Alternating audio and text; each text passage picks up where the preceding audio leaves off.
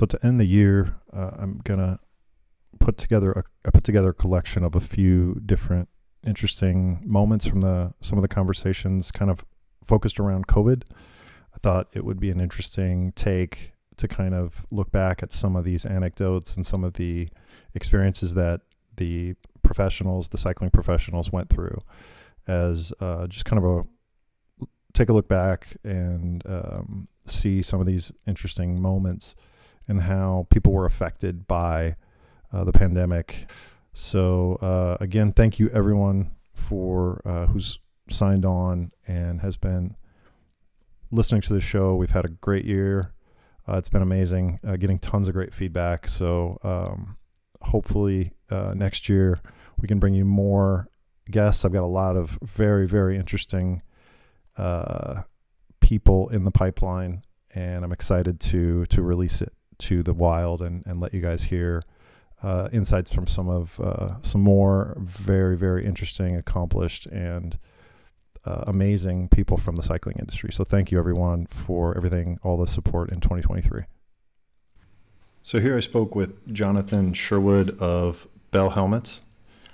And Jonathan, I continuously am amazed at how amazing it is to talk to this guy, listening back to this piece. He's so articulate and just gives great takes on the situations in the bike industry. And here he talks at length about how the duplication of demand was sort of the issue that has plagued so much of the oversupply that we're seeing now. Can you tell me just kind of just for the record, kind of how it went, and then the post-pandemic? I know we talked about that a little bit, what you're seeing now, just because it's so relevant to the business, and it was a really, once in a lifetime event for the system, for the bicycling business. Yeah. I mean, I don't think anyone went through the pandemic and experienced a typically unique chain of events, right? It was the same for everyone. And I think it's been pretty well documented, the kind of classic boom and bust of the whole thing. For me, I think what it really highlighted is the lack of data, quality data at retail within the cycling industry at large. Because explain that. Well, if we look at, and I'm going to oversimplify this, but if we look at, and hindsight's a beautiful thing, but if we look at what happened there, right, in the rearview mirror, the real kind of challenge was the expansion of lead time, right? So you had demand shooting up, and you had retailer or customers going to retailers asking for a product that they didn't have. That retailer would then go to the brand or the distributor and say, hey, I need this product. That would then filter back in terms of orders and POs to the brands. They would send the orders and POs to the vendor. And you get this huge ramp up of orders going to the vendors. Now, if you imagine that the cycling industry has been a pretty stable industry for a long, long time, when you look at the capacity of these vendors to then ramp up, it was hugely limited. So while they did their best to produce more product, all that really happened was that the lead time extended. So a product that typically had a 6-month production cycle now all of a sudden jumped out to 12 or 18 months. Okay. So it was an inelastic production chain, production broadly speaking, yes. Okay. That's what we saw at the beginning. It was very inelastic. Correct. Okay. So people who wanted product and they wanted that product within 6 months ended up waiting 12 or 18 months for that product. It was just math. It was just boom. Yeah, totally. Now you look at that in hindsight and you say to yourself, I ordered this volume of product for delivery in 6 months. That product is now only shipping to me in 18. Is that demand still there? Yes or no? Right? If you look at it that way, it seems a lot more simple. Totally. And it really was that simple. Is the demand for something 18 months ago still there? And the problem we have is that production is a very binary thing, right? You have a vendor who's ordering raw materials, he's converting those raw materials into products. And if that takes him 6 months like it normally should, or takes him 12 or 18, that raw material was still ordered at day one. The fact that it turned into a product at day 360 instead of day 180, it's highly relevant, but it is what it is. Like the raw materials and the pieces to make the bike or the tire or the group set or whatever it was are now in production, right? So my learning from it all is like, if there was somehow a better handle on how much product was sitting in the market at any given time and what its run rate was, we would have been way ahead of the situation we're in now, right? Which is the market literally has, depends who you speak to and who the brand is, but in some cases, months of overstock, in some cases, years of overstock of certain products and categories. And all of this is hindsight based, right? Like, which is, awesome. But I can't help but feel like if the industry collectively had a better handle on how its products and brands were actually performing, we could have weathered the storm. And I don't know how true this is, right? You hear the kind of overarching narrative that like Shimano basically said, we're not going to ramp up any production, we're just going to chug along as we always have. And they were the one brand apparently that didn't do that. I'd be interested to know That's true or not. if that's true or not, right? I've heard that anecdotally as well. But Yeah. okay, but what are we saying? You're saying that all these dealers should have called and said, no, cancel my order? No. So here's another interesting part to that, right? I'm a dealer. All of a sudden, I've got a super high demand for 1,200 euro or 1,200 pound gravel bikes, let's say, right? I need 20 of these things, and I normally only sell like 5 a month. Now I'm selling 20 a month. What do? You phone up your supplier and you say, hey, I need 20 bikes this month. The supplier says, sorry, I can't help you. But I get it to you in 18 months. No, they just say, but if you want to place an order for it, we'll Right. order them. And maybe says, you can have it in 18 months. Yeah. He says, yeah, okay, order me 20 of those. But he's still got the 5 bikes on his floor that people are ready to wheel out the door. And he's got 15 more people standing in a line saying, I want bikes. So he phones the next supplier and says, hey, I need 15 bikes.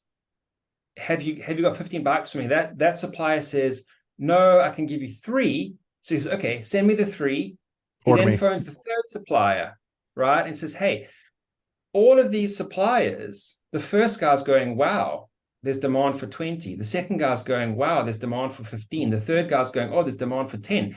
All of these It's one order. suppliers are recording this demand, right? It was one Now, order. whether they took a view on that demand and said, we're going to place a bet on 50% of it, 25% of it, 100% of it, we will never know.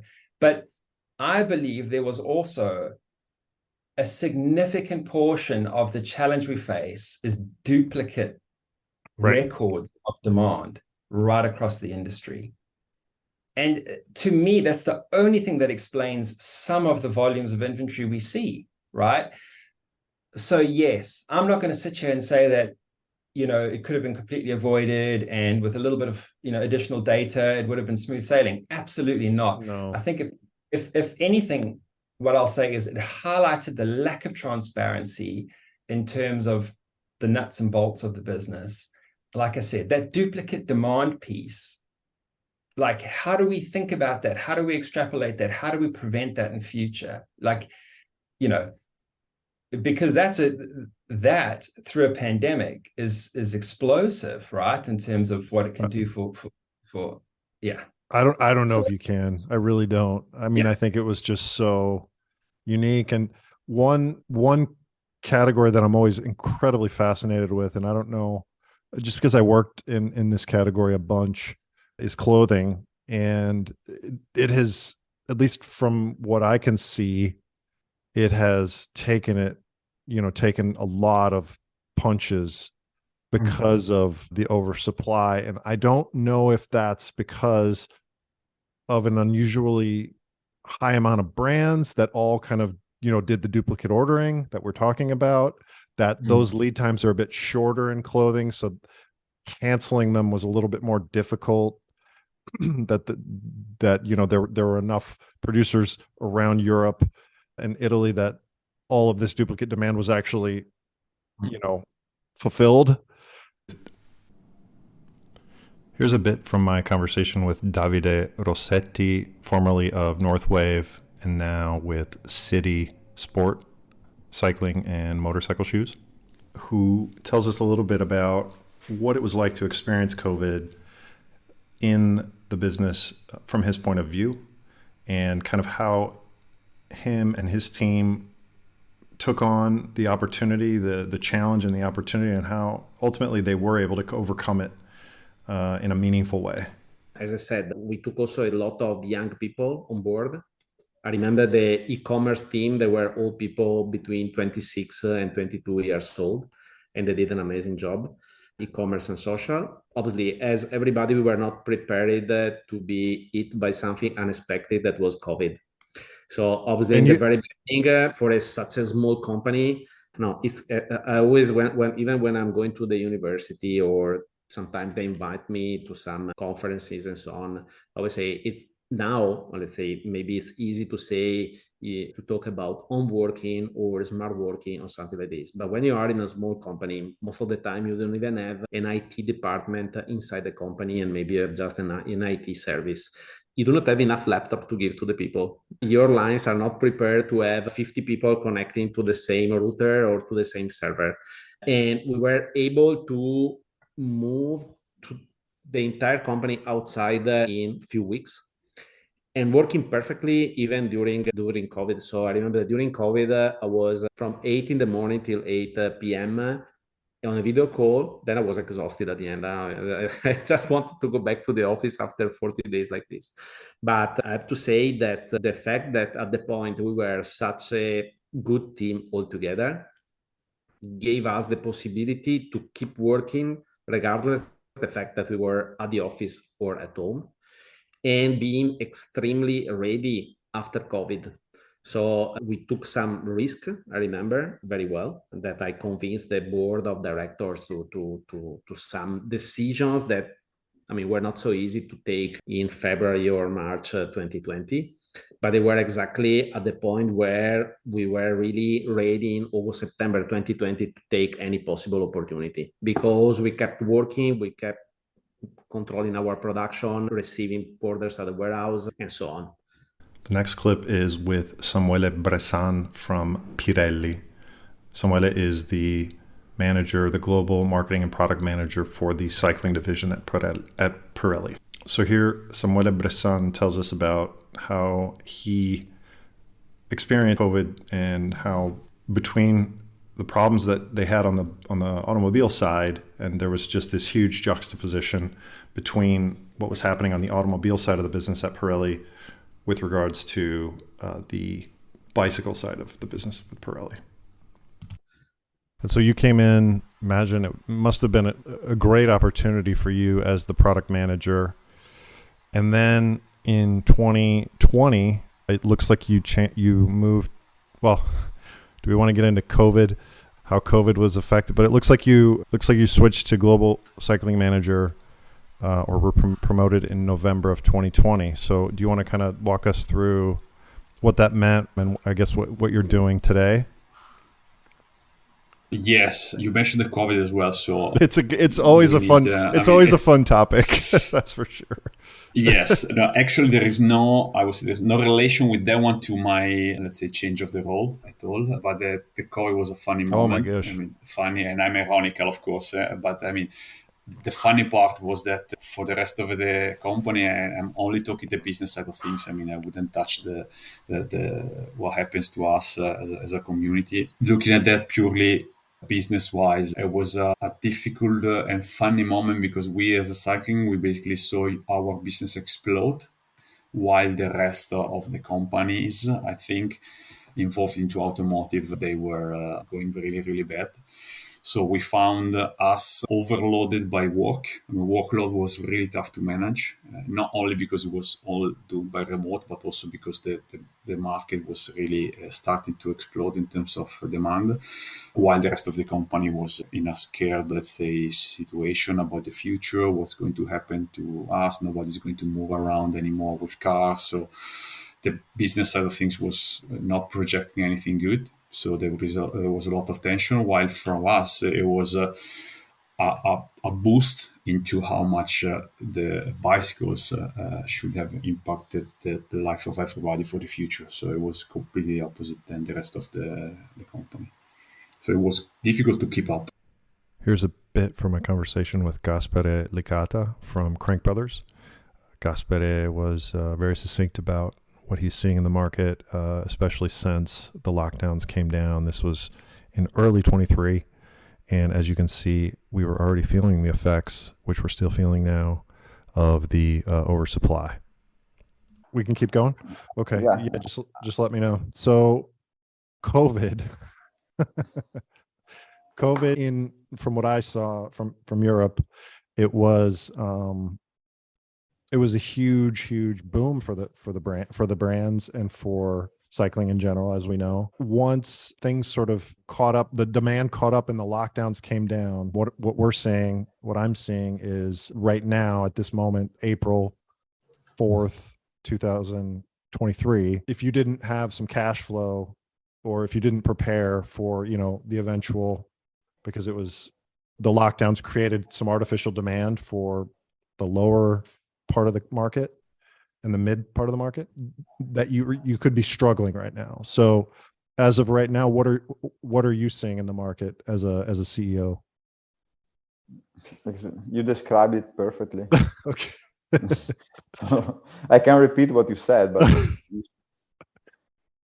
yeah, I mean, people overestimated the size of the market and how long it was going to last. And now you see already, I mean, it was looking at Bicycle Europe 2 weeks ago, and there were 7-8 companies either on the verge of bankruptcy or almost, and I think more that will be coming, because this inventory situation is happening at the same time where all the central bank are increasing interest rates. Right. And a bicycle for many people is a discretionary item. So I think there are still some opportunities probably in the mobility, on the electric mobility, because at that point the electric bicycle becomes an alternative to the car or to other way to commute that might be more expensive than the bicycle. But if you think about how many regular bicycle non-electric have been produced, I think it's gonna take a while before all this inventory will be cleaned out. The other issue is inventory is high, interest rate is high, and earnings will come down because people, to clear out the stock, they will have to discount the products they have. So